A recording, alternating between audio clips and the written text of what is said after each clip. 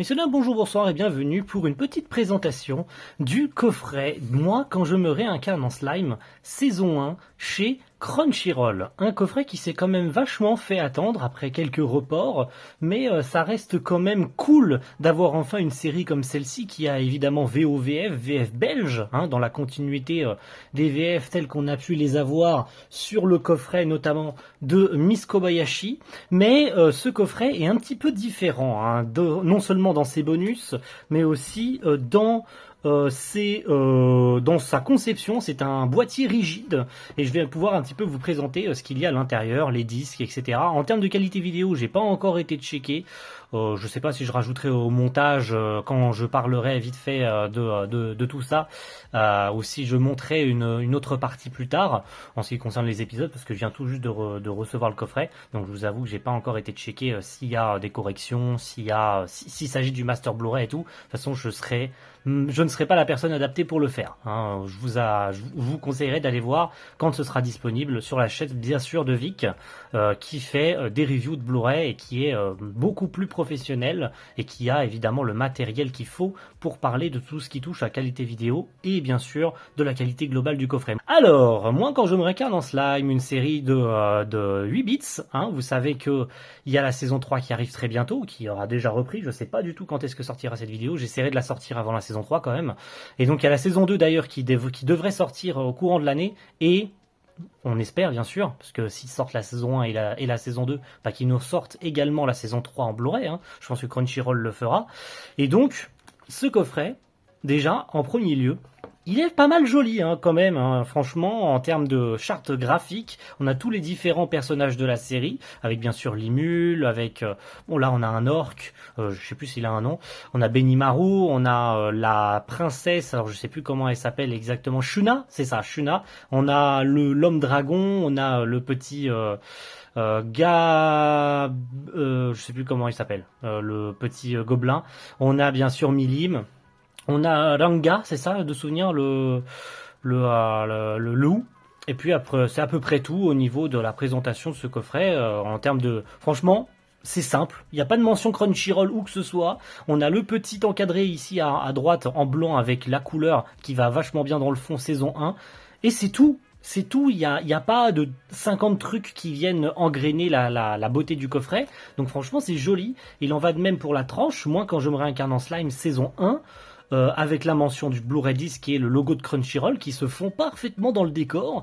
Ils viennent absolument pas gangréner le visuel et tout. Ils se font très discrets. Pareil pour la tranche au-dessus, si jamais vous mettez votre coffret comme ça dans votre Mangatech, vous verrez comme ça, moi quand je me réincarne en slime. C'est super beau. Et en dessous, nous avons un petit limule qui est très joli. À l'arrière... Nous avons pas grand chose, voilà, pas grand chose. On n'a pas de screen de l'animé comme a pu le faire Miss Kobayashi et tout en présentant les bonus. D'ailleurs, bonus que vous voyez ici, avec un livret de 72 pages, on en fera un petit tour tout à l'heure, et ainsi que les bonus. Alors les bonus, ils sont pas excellents. Il y a quelques OAV qui avaient été diffusés sur Crunchyroll, il me semble. Donc quelques épisodes évidemment originaux. Un épisode 24,5, je crois que c'est un épisode qui se passe juste après la série télé. Et qu'il est, alors, nécessaire de voir, je ne sais plus s'il est nécessaire, mais pareil, il me semble qu'il avait été diffusé sur Crunchy, bien sûr, le opening et l'ending, en crédiless, et puis un petit limule avec l'histoire, tout ce qui est phrase d'accroche et histoire sur un parchemin. Ça fait un peu cheap, je sais pas pourquoi, je trouve que ça fait un peu cheap quand même, Ils auraient pu faire un peu comme Miss Kobayashi ici derrière, avec les screens de l'animé et tout, avec une charte graphique sympathique, avec les petits screens et tout. Ils auraient pu faire pareil. Sur tout leur coffret, mais visiblement sur ce moins quand je me réincarne en slime, est-ce qu'ils ont été limités par les éditeurs et par les ayants droit en termes de visuel et tout, ils ont dû se cantonner à faire un truc aussi sobre? Je ne sais pas.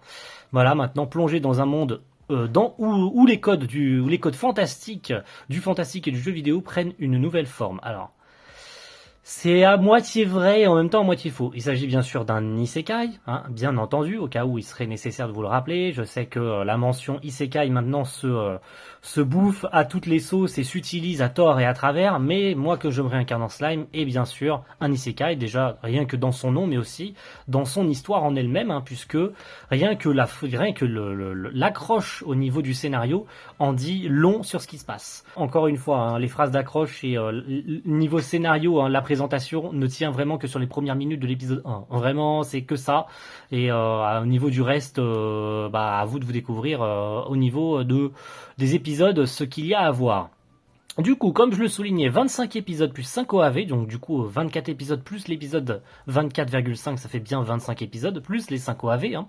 Il est nécessaire de le rappeler, en 16/9, bien sûr 1901 parmi 80, 5 Blu-ray disques, avec VOVF, bien évidemment, au niveau de la traduction, j'ose supposer qu'il s'agit de la traduction Crunchyroll, bien sûr, hein, puisque la série a toujours été chez Crunchyroll, et je vais vous présenter un petit peu ce qu'il y a dedans. Comparé au, du coup, j'en profite hein, pendant que je sors tout ça, au niveau de la rigidité du coffret, on est très loin de celui de Miss Kobayashi où, comment dire, vous faites juste ça et t'as tout qui glisse. Moi, quand je me réincarne en slime, c'est absolument pas le cas, c'est tout à fait rigide et c'est franchement cool. Regardez. Ça, c'est du coffret rigide. Vous mettez tous les éléments à l'intérieur, ça ne glisse pas, ça ne tombera jamais. Il faut vraiment forcer comme un dératé pour que ça tombe. Et ça prouve bien que le coffret a été fait correctement. Petit bémol, allez, à la limite, enfin, je suis méchant. Petit bémol sur l'intérieur où j'aurais aimé qu'ils mettent le bleu jusqu'au bout, jusqu'au fond, jusqu'à la fin et tout, où ils se sont juste arrêtés là avec les bandes de colle et tout. C'est dommage, voilà. C'est juste pour chipoter, voilà. Alors, présentons rapidement le Digistack. Alors, je crois que c'est un Digistack, hein, il me semble, hein, voilà, avec les différents disques. Les 4 disques plus le disque OAV qui a été mis à part. Voilà, 5 Blu-ray disques. Donc on a les 4 Blu-ray disques avec les 24 épisodes, ou les 25 en l'occurrence, avec le 24,5, et un disque séparé avec les 5 OAV. Ce qui est pas mal, hein, franchement. Et les visuels des disques sont cool.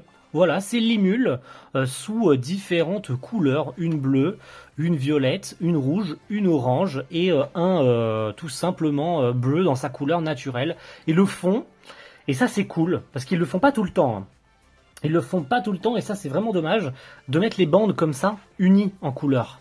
Ça c'est dommage parce que des fois ils mettent juste le fond ici, au niveau des disques et de la plaque, avec les couleurs et les bandes comme ça blanches. Là, ils ont fait toute une couleur unie. C'est simple, mais c'est quand même cool. Et au niveau des visuels, pareil, c'est très très cool. Franchement, j'ai rien à dire. Il me semble ça que c'est l'affiche de l'animé. C'est la toute première affiche de l'animé qui est vachement sympa, franchement. À l'arrière, on a une autre affiche de la série avec Chizu, bien sûr, hein, qui est la personne d'où tient l'apparence si particulière de l'émule avec Verdra derrière qui est très très beau. Si on l'ouvre, on tombe sur un autre visuel qui, pareil, hein, est vraiment super super beau, j'ai rien à dire de plus. Et finissons du coup. Hop, je referme tendrement ce coffret, je le garde de côté. Hop, je pose ça délicatement.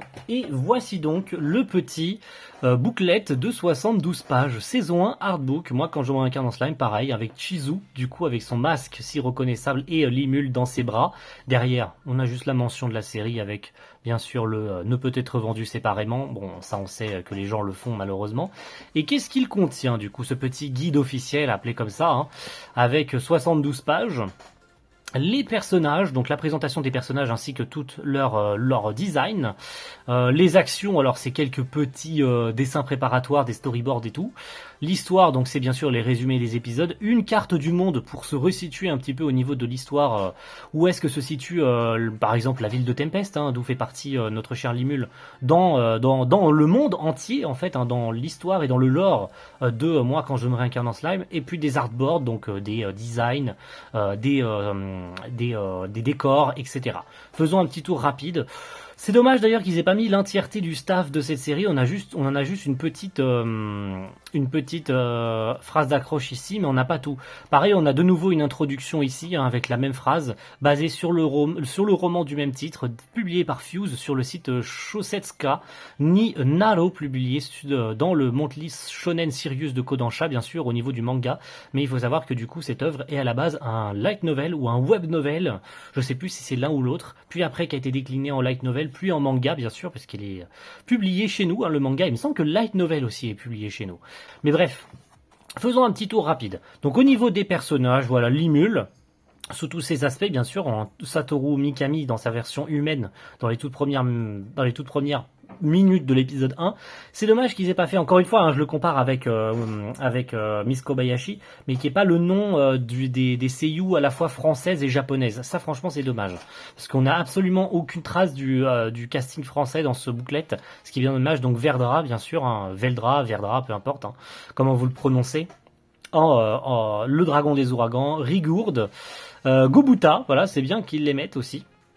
Riguru, Ranga, Kaijin, Kaido, les frères, hein, les frères nains bien sûr, les elfes, Vester et le roi Gazer, Gabaru, Elioun et, on arrive à le voir, Guido, Fuse, Béliard, quelques petits designs d'épées, de plantes, d'armes, etc. C'est vachement sympa.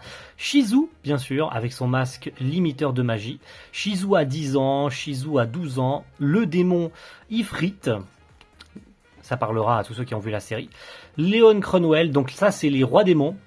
Donc Germudo, Benimaru, Shuna, voilà c'est bien ça. J'avais bien retenu tous les personnages.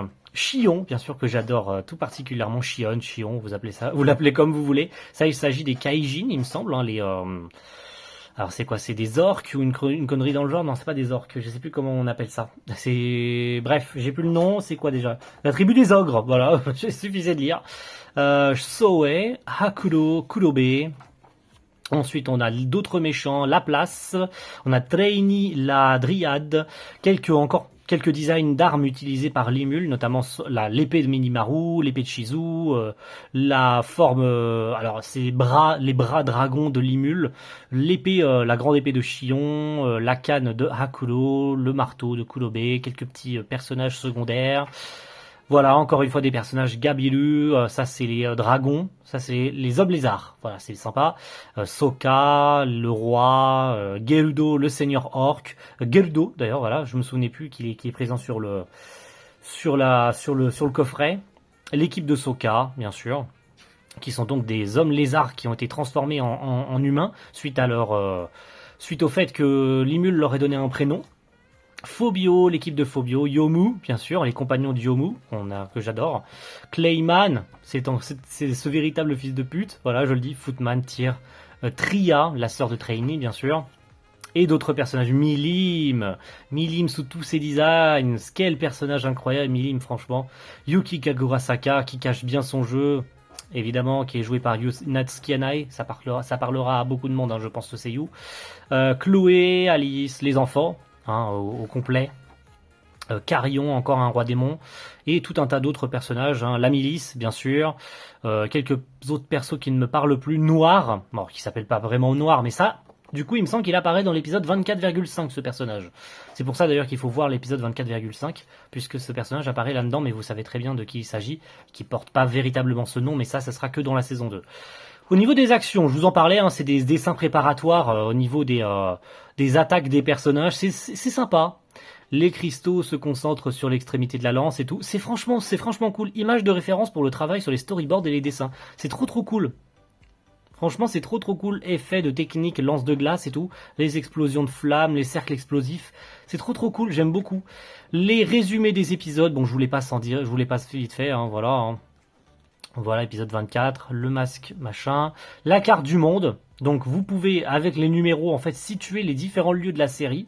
Donc, grotte du Sceau, la grande forêt de Jura, lac Shisu, royaume de Burmude, état armé de Douargon, etc., etc. Je vous passe les détails. Du coup, les artboards, donc les designs de différents lieux dans la série, hein, la grotte, le village des gobelins, et j'en passe des meilleurs, voilà. Pareil, hein, tout ce qui est franchement sympa, tous les différents lieux de la série, c'est beau. Et puis, pour finir, quelques petits designs et screenshots de l'animé. Voulez-vous continuer? Évidemment que oui, on continue avec... Alors ça, c'est Limul ou c'est Shizu? Il semblerait que ce soit Shizu, là. Hein. Franchement, ça, j'aime beaucoup. En noir, bon, on voit pas à cause de la lumière, mais on voit peut-être encore Shizu, là. Ça, c'est peut-être encore Shizu. Tac, je vous tourne les dernières pages. Encore Shizu, du coup, avec Limul dans ses bras. Quelques petites illustrations de Keiji Goto. Voilà, pour l'anime Bros du 2 octobre 2018, avec Limul et Milim. Donc, on a Limul, d'ailleurs, cette illustration a été dépeinte en figurine. Ouais, si jamais vous la cherchez, vous pourrez tomber sur cette illustration en figurine. Vous pourrez trouver la figurine dédiée à cette illustration, je reformule ma phrase. Une belle Shizu avec Limul dans un champ de fleurs, très joli.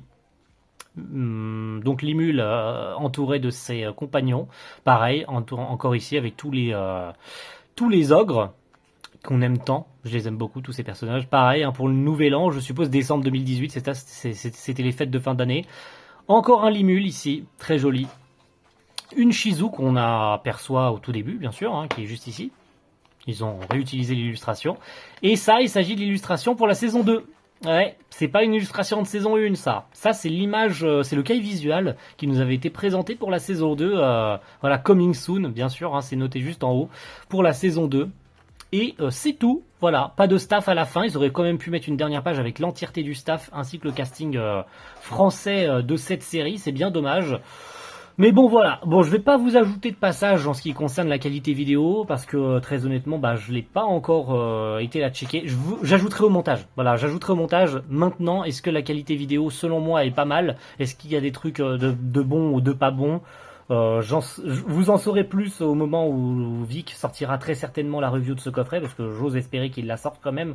Mais voilà, vous aurez eu un avis concret sur une phrase de ce que j'aurais pensé de la qualité vidéo de ce coffret. Merci à tous d'avoir suivi cette petite vidéo. Hop, je range tranquillement. Vous allez pouvoir voir le coffret rangé pour fignoler. Tac, je le range. Et voilà, donc je vous le remontre. Vous faites ça. Il faut forcer pour que ça descende. Donc ce coffret est super beau. Ce coffret est cool. J'aime beaucoup cette série. La saison 3 arrive bientôt. On va la déguster. Et on attend le coffret saison 2 très bientôt. Merci à tous et à la prochaine. Ciao, bye.